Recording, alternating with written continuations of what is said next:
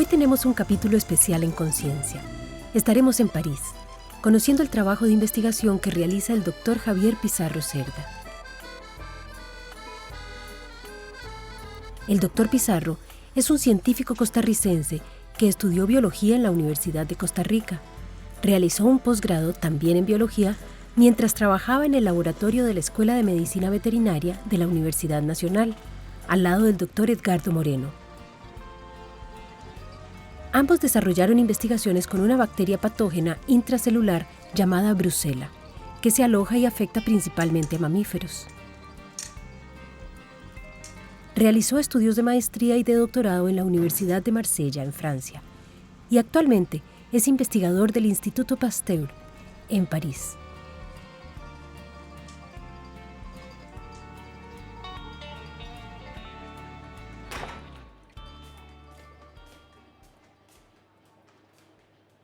En octubre del 2015, y en ocasión de una visita que realizó a Costa Rica, tuvimos la oportunidad de conversar en nuestro set de conciencia sobre su trayectoria de investigación. Después del doctorado, yo me sentía muy contento con el sistema francés y quería explorar un poco más ese sistema.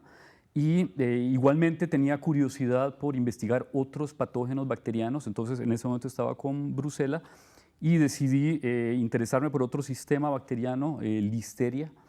Y en el Instituto Pasteur contacté a una investigadora de gran prestigio, la profesora Pascal Cosart. Gracias a la colaboración de Pierre-Louis Martinel, un estudiante de cine en Francia, quien realizó una pasantía en el Canal 15 de la Universidad de Costa Rica, tenemos hoy la oportunidad de conocer el laboratorio en el que trabaja el Dr. Pizarro Cerda, en el Instituto Pasteur, en Francia. Bienvenido al Instituto Pasteur.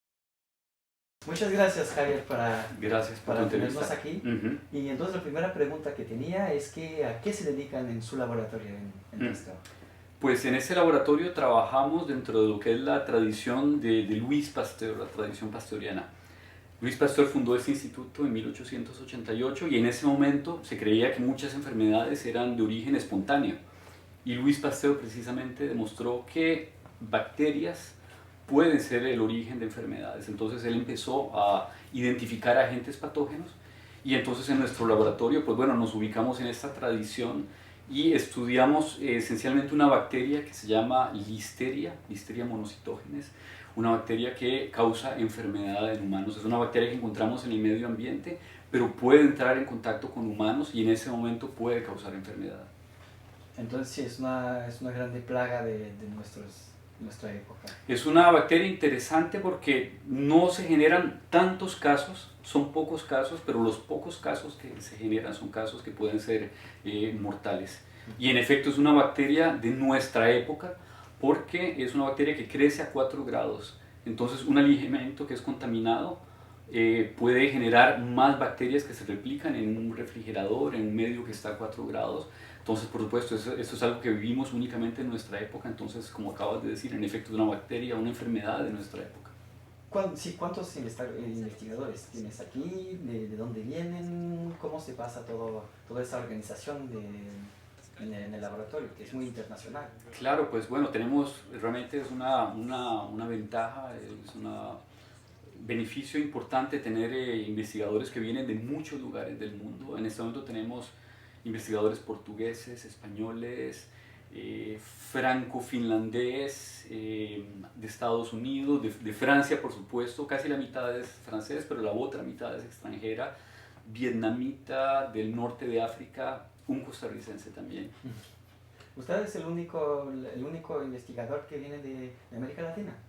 No, en realidad tenemos influencia de Brasil, por ejemplo. Hay un departamento, el departamento de inmunología tiene muchísimos investigadores brasileños, uruguayos, argentinos. En realidad tenemos gente que viene de prácticamente todos los continentes.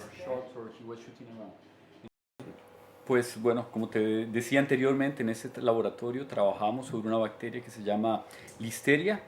Una bacteria que tiene una historia interesante porque fue descubierta inicialmente en Inglaterra en 1926. Posteriormente fue identificada nuevamente por otro investigador en África del Sur en 1927. Y durante muchos años se pensó que era una bacteria inofensiva, una bacteria que vivía en la naturaleza sin asociarse al ser humano de ninguna forma. y no fue sino hasta el año 1983 en que hubo una primera epidemia de listeria en Canadá asociada a ingesta de alimentos contaminados.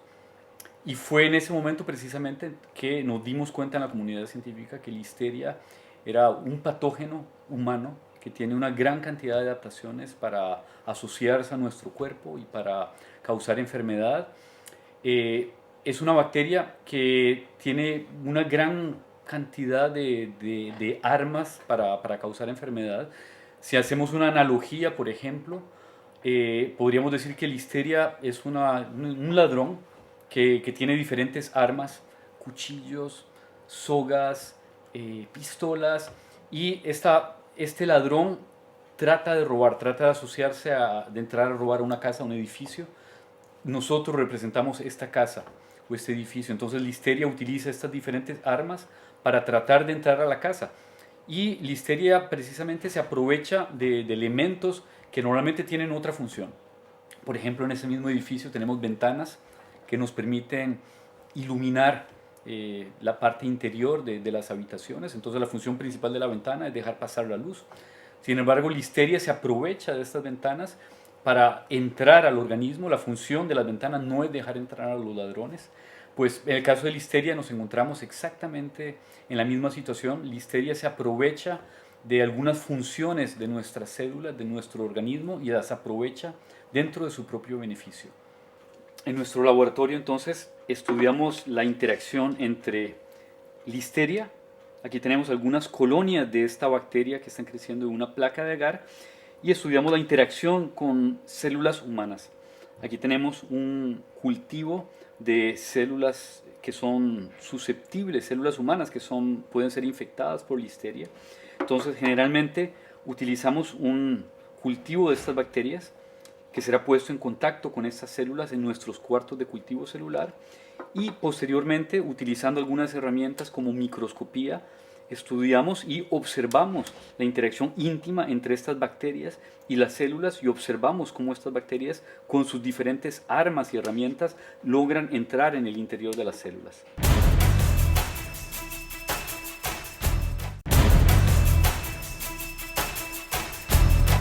Nuestro laboratorio se encuentra en un sitio histórico, puesto que aquí mismo Louis Pasteur en su momento vacunó contra pacientes de rabia. Aquí tenemos, por ejemplo, lo que era la sala de vacunas, donde se inoculaba a la gente en ese momento un virus inactivado, y la gente venía de todas partes de Francia a vacunarse al Pasteur, porque Pasteur fue precisamente uno de los pioneros en lo que se vacuna.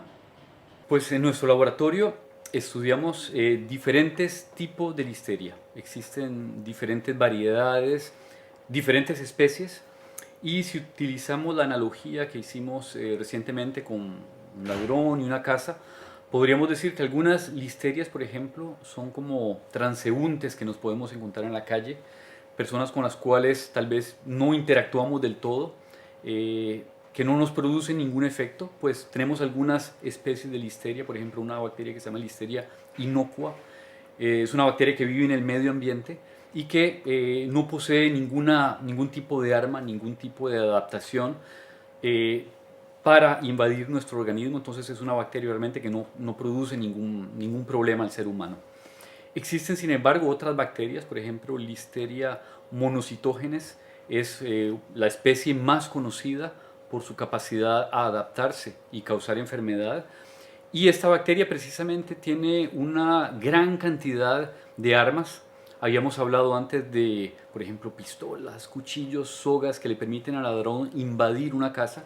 Pues esta bacteria tiene proteínas, diferentes tipos de proteínas en su superficie, proteínas que la bacteria secreta, y estas proteínas le permiten a la bacteria precisamente interactuar con nuestras células y vivir en el interior, introducirse en el interior de nuestras células. Y dentro del grupo de estas listerias peligrosas que mencionamos, dentro del grupo de listeria monocytogenes, precisamente existe un grupo de bacterias todavía más peligrosas. Estas bacterias las denominamos las cepas epidémicas, Y en realidad hace poco hablamos de la primera epidemia de listeriosis en Canadá en 1983.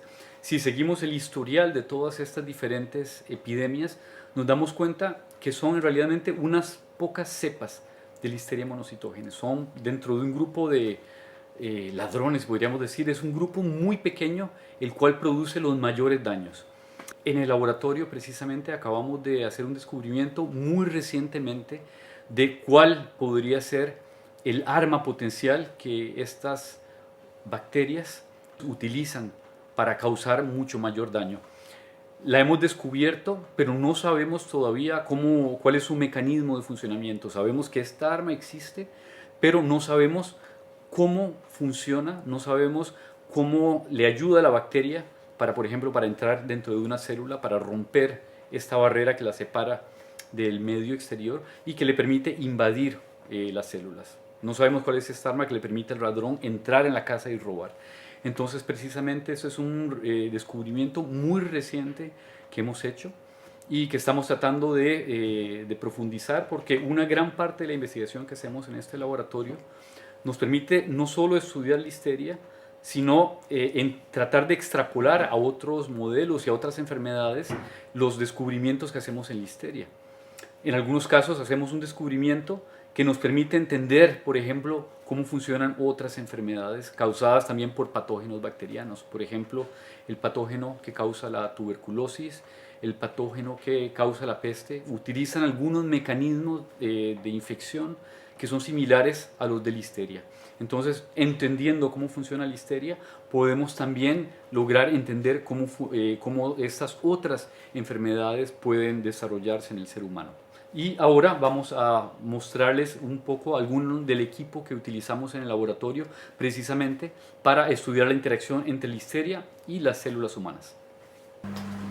En esta instalación tenemos uno de los equipos más importantes de nuestro laboratorio. Este es un microscopio que nos permite ver con una gran resolución células vivas, células como las que mostré anteriormente, y su interacción con las listerias. Aquí tenemos un equipo que nos permite incubar a una temperatura similar a la del cuerpo humano, con condiciones gaseosas similares a las del cuerpo humano.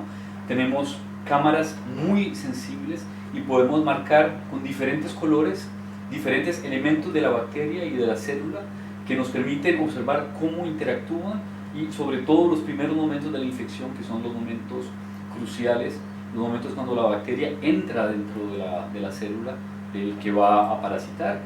Y posteriormente podemos observar otros fenómenos más tardíos, por ejemplo, cuando la bacteria logra encontrar un componente de la célula que le facilita moverse dentro de la célula y pasar de un tejido a otro sin ser descubierta por nuestro sistema inmune. Eso lo podemos ver gracias a este tipo de microscopio de alta resolución. Y precisamente este fenómeno es de movimiento de la bacteria dentro de las células, es uno de los elementos claves de la enfermedad de la listeriosis, puesto que la bacteria, una vez que empieza a moverse dentro de las células, prolifera y destruye en cierta forma las células, destruye los tejidos. Es por eso que Listeria es una bacteria peligrosa, sobre todo para ciertas poblaciones como mujeres embarazadas, niños pequeños, personas mayores tal vez con un sistema inmune un poco débil. La bacteria puede replicarse mejor en estas diferentes poblaciones y constituye un peligro mortal. Listeria es por lo tanto un peligro importante y el enemigo número uno de la industria alimentaria, precisamente por la sensibilidad que tienen esas diferentes poblaciones a ser infectados por la bacteria. Y nos encontramos aquí frente a otro equipo bastante complejo que nos permite separar un poco lo que es el material genético, tanto de las células como de las bacterias que nosotros investigamos. En este equipo podemos inyectar, gracias a estos microchips, cantidades realmente infinitesimales de material genético y gracias a algunos circuitos complejos en el interior de estos chips logramos separar las diferentes moléculas, identificarlas y estudiarlas individualmente para comprender cuál es el vocabulario, cuáles son las diferentes armas que las bacterias utilizan durante el proceso de infección. Como te explicaba, tenemos equipo bastante sofisticado. Tenemos todavía muchos retos y muchos desafíos. La investigación no termina nunca. Cuando abrimos una puerta, eso nos permite entrar a un cuarto, a un universo nuevo donde tenemos nuevas puertas y realmente es un proceso sin fin. Una molécula nueva que descubrimos nos hace preguntarnos cómo funciona, con quién interactúa, cuándo funciona y en realidad podemos seguir haciendo preguntas eternamente. Desafíos en la ciencia actual. Tenemos una gran cantidad de información que estamos generando los científicos. Integrar toda esta información es uno de los grandes retos. Trabajar también con sistemas cada vez más complejos. Los microscopios que te había enseñado, tratamos de reproducir un poco la temperatura, las condiciones de los tejidos, pero estamos tratando de llevar nuestra investigación hacia modelos que imiten cada vez mejor lo que es la reconstrucción de un tejido humano, para poder entender realmente en términos fisiológicos, de forma mejor cómo funciona la infección durante el proceso real en el ser humano.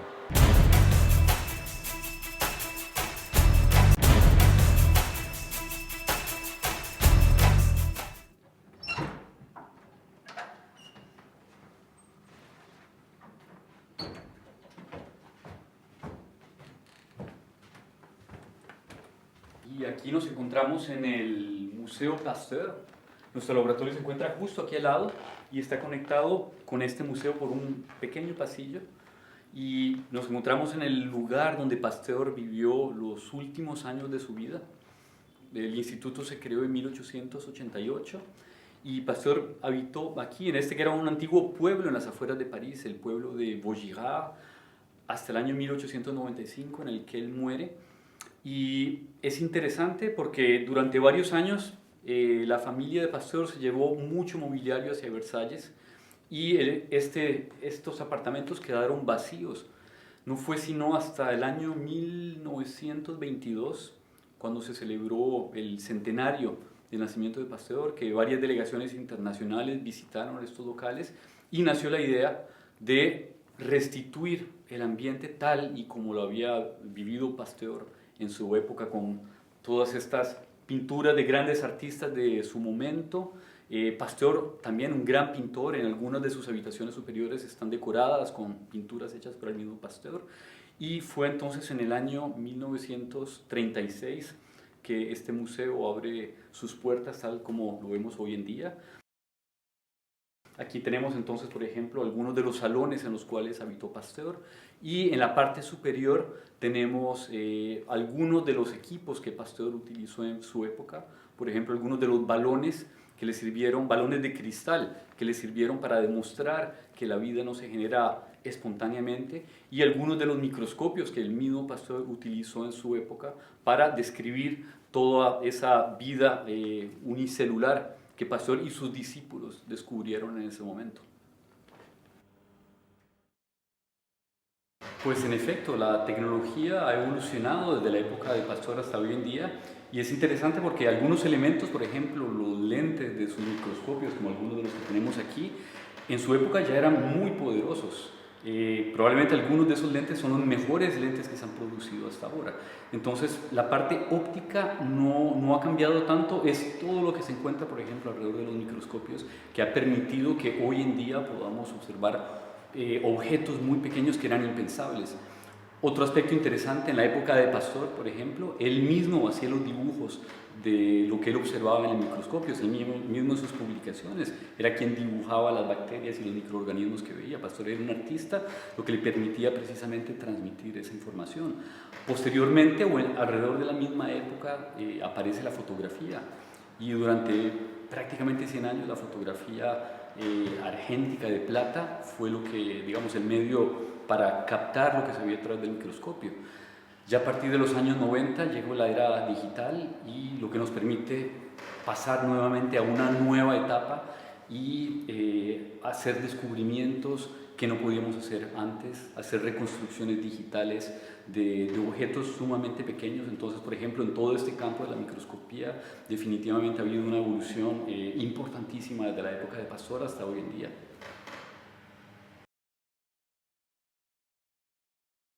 Definitivamente la investigación científica es crítica para mejoramiento de la salud humana. Por ejemplo, en nuestro laboratorio, como mencionaba anteriormente, estamos descubriendo nuevas moléculas, nuevos mecanismos que utilizan las bacterias patógenas para causar enfermedad. Si conocemos esos mecanismos, pues podemos tratar de detener esas infecciones, podemos tratar de detener esas enfermedades. Y algunas de estos descubrimientos tienen implicaciones para la salud pública. Por ejemplo, mencionaba de una nueva herramienta que usan algunas listerias para causar enfermedad. Esta herramienta le permite a la bacteria en realidad causar un nuevo cuadro clínico, un cuadro clínico que no conocíamos hasta el momento. Entonces nuestra investigación nos permite conocer mucho mejor la enfermedad y por supuesto curarla de forma mucho más eficiente.